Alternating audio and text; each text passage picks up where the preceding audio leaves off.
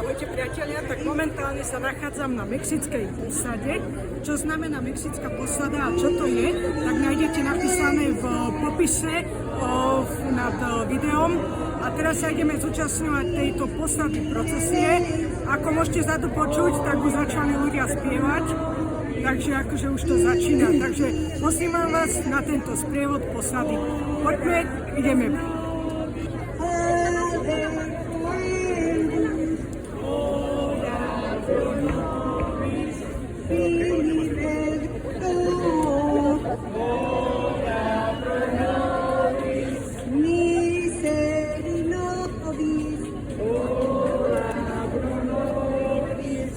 Na posade sa aj takto pripalujú sviečky.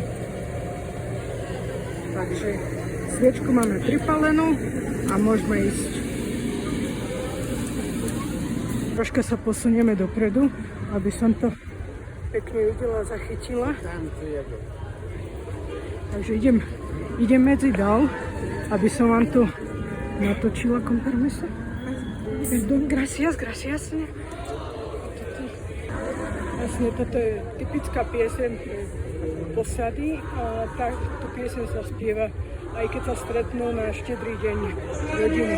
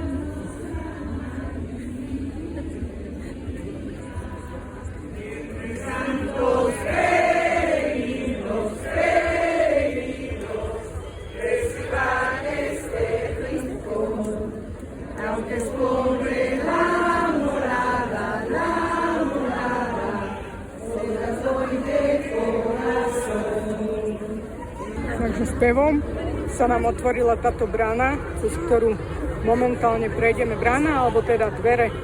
V popise budete mať napísané, čo to znamená, aký symbol. Takže prechádzame bránu.